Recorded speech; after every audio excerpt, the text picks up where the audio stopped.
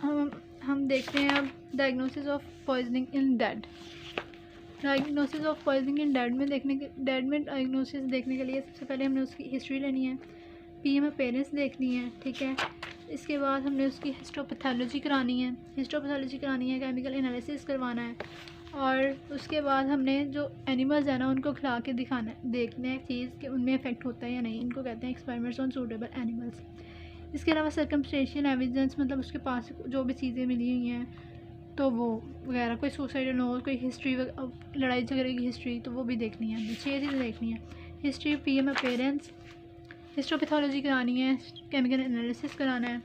इसके अलावा experiment on suitable animals और सर्कमस्टेंशियल एविडेंस। तो हिस्ट्री में आपने चीज़ें वगैरह पूछनी है, पता है आपको।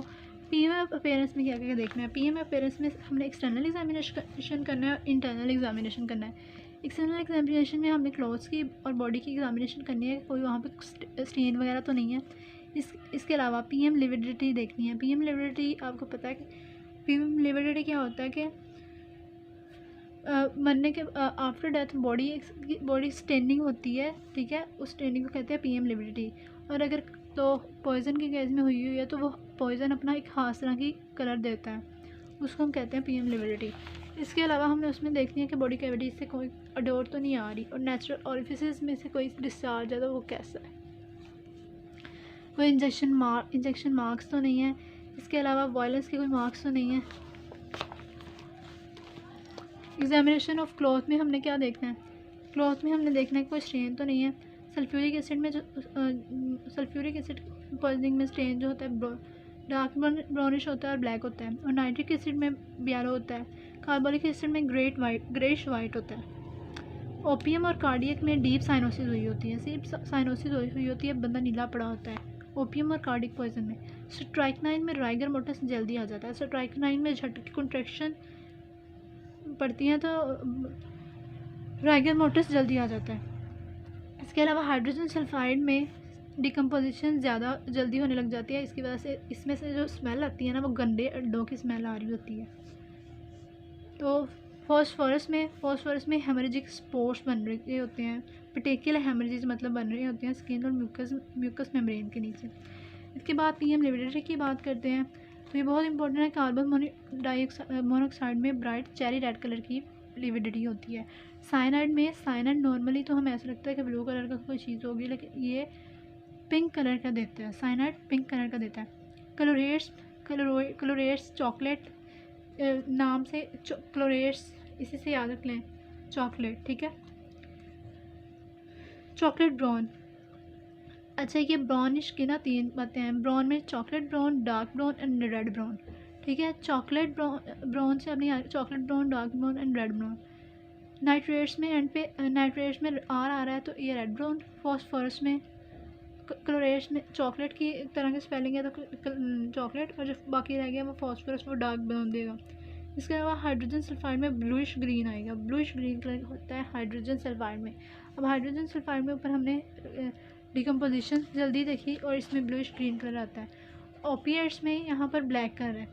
ओपिएट्स में हमने ऊपर क्या देखा था कि ओपिएट्स में डीप साइनोसिस हो रही होती है, मतलब बंदा ब्लू हो जाता है, तो ब्लूइश भी तो ब्लैकिश ही हो जाता है। तो इसमें जो वैसे साइनोसिस हुई होती है स्टेनिंग के तौर पे, और जो ओपिएट्स में लिविडिटी होती है वो ब्लैक हो जाती है।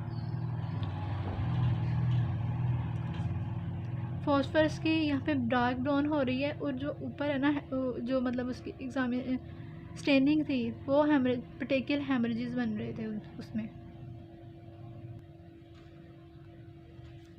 इसके अलावा अडोर फ्रॉम बॉडी कैविटी से देखें तो साइनाइड में ना साइनाइड साइबर से याद रखने, बिटर एलिमेंट्स की आती है। साइनाइड साइबर से याद रखने, बिटर एलिमेंट्स की मतलब कड़वे बादामों की स्मेल आ रही होती है। कार्बोलिक एसिड डिसइंफेक्टेंट CID से याद रख लें, CID carbolic acid CID disinfectant के तौर पे यूज़ होता है। अल्कोहल A फॉर अल्कोहल और A for acetone apple light, ठीक है। Carbon monoxide C for coal, C for carbon monoxide, ठीक है। ऑर्गेनोफॉस्फेट में गार्लिक की स्मेल आती है, लहसुन की स्मेल आ रही होती है, तो इसमें याद रख लें गर्ल का ऑर्गन, गार्लिक और ऑर्गेनोफॉस्फेट, ठीक है। हाइड्रोजन सल्फाइड में हाइड्रो आती है ना, हाइड के आगे रो आ जाता है, तो ये इसलिए रोटन एग्स, रो और ये एग्स, ठीक है, रोटन एग्स की स्मेल आती है।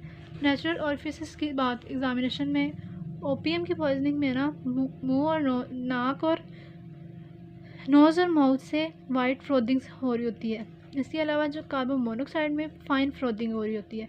और जो ऑर्गेनोफॉस्फेट की पॉइजनिंग में ना इसमें वाइट थी, ओपीएम की में इसमें ब्लड टिंज्ड आती है, ठीक है। इसके अलावा इंटरनल एग्जामिनेशन पे डिफरेंट डिपेंड करता है, तो वो आगे साथ साथ जो स्पेशल टॉक्सिकोलॉजी है ना उसमें देखेंगे। इसके अलावा बात कर लें विजराज के जो रूट विजराज यूज़ किए जाते हैं स्टमक में। जो स्टमक है ना, स्टमक में सारा का सारा स्टमक यूज़ किया जाता है। और ये कौन कौन से प्रिजर्वेटिव हैं ये मैं अब बस एक ही डिफरेंट है, ये जो ब्लड के लिए है ना वही डिफरेंट है, बाकी सब में हमने सैचुरेटेड सलाइन और रेक्टिफाइड स्पिरिट यूज़ करना है। इसमें जो ब्लड है इसमें पोटाशियम ऑक्सलेट या सोडियम फ्लोराइड यूज़ करना है। और जो यूरिन है ना उसमें ये सैचुरेटेड सलाइन और रेक्टिफाइड स्पिरिट के अलावा थाइमोल भी यूज़ कर सकते हैं, ठीक है। ब्लड में पोटाशियम ऑक्सलेट और सोडियम फ्लोराइड, और बाकी सब में हमने यूज़ करना है सैचुरेटेड सलाइन या रेक्टिफाइड स्पिरिट।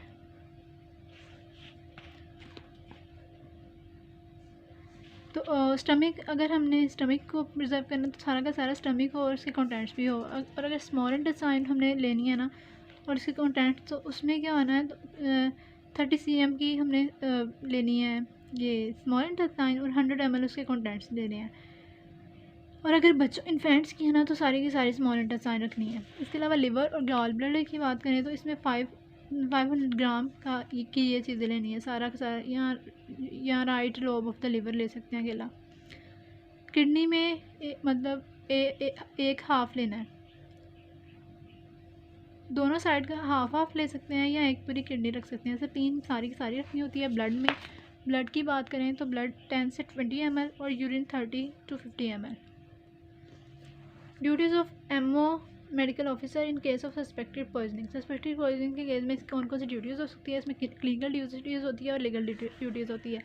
क्लिनिकल ड्यूटीज़ में होती है सबसे पहले उसकी एबीसी मेंटेन करनी है, एयरवे ब्रीदिंग और सर्कुलेशन सीएनएस डिप्रेशन वगैरह मेंटेन करना है, ठीक है ना, उसकी एबीसी मेंटेन करनी है। इसके अलावा पॉइजन की नेचर देखनी है, रूट देखना है किस रूट से गया है, डोसेज देखनी है, उसका टाइम देखना है, कोई एलर्जी की हिस्ट्री तो नहीं थी, हो सकता है कि एलर्जी की वजह से हुई हो, किसी होमोसिडल वगैरह ना हो। इसके अलावा साइकेट्रिक की हिस्ट्री देखनी है सुसाइड के नोट्स के लिए, सुसाइडल के लिए। इसके अलावा एसोसिएटेड प्रॉब्लम देखने हैं, जो भी स्पेसिमेन मिले हैं उसको हमें लेबॉर्ट्री में भेजना है। हेपेटिक रीनल फंक्शंस देखने हैं कि सही थे पेशेंट के, मतलब पहले इसके बल्कि देखने हैं अब कि हेपेटिक या रीनल फंक्शन सही है, इससे काम कर रहे हैं। इसके अलावा इन्वेस्टिगेशन जो भी है करनी है और सपोर्टिंग मेजर्स देने हैं। लीगल फोरेंसिक या स्टैट्यूटरी ड्यूटीज़, इसमें ये हम आप याद कर लें। हैम इन डीपीएस, पी का स्केयर है, एच होमिसिडल पॉइजनिंग है तो पुलिस को इन्फॉर्म करना है। ए मतलब एक्सीडेंटल या सुसाइडल है तो पुलिस को इन्फॉर्म नहीं करना, लेकिन अगर पेशेंट विक्टिम की डेथ हो जाती है ना तो तब उस पुलिस को इन्वॉल्व करना है, ठीक है। इसके अलावा एम में मेडिकल डॉक्यूमेंट्स इस तरह से तैयार करने हैं कि वो कोर्ट ऑफ लॉ में पेश किए जा सकें। डी हैम इन डीपीएस, ठीक है ना। डी से हमने देखना है डाइन डिक्लेरेशन अरेंज करानी है अगर पेशेंट की डेथ लग रहा है कि इमीनेंट है। और पी से 2 हैं, पी से एक तो हमने देखना है कि पब्लिक हेल्थ अथॉरिटीज़ को नोटिफाई करना है, ठीक है। अगर तो मतलब कोई पब्लिक जगह से प्लेस से खाने की वजह से पॉइजनिंग हुई है तो पब्लिक हेल्थ अथॉरिटीज़ को बताना है, ठीक है, पब्लिक हेल्थ अथॉरिटीज़ को बताना है। इसके अलावा जो पॉइजन वगैरह ना, पॉसिबल पॉइजन वगैरह जो मिला है घर से या कहीं से उसके आसपास के वहाँ वो उसको ना अपने पास रखना है, ठीक है, मतलब इसके अलावा ऐसे स्पेसिमेंस जो भी स्पेसिमेंस मिले हुए हैं ना वहाँ पे जो वहाँ से मिले हैं उनको प्रिजर्व करना है।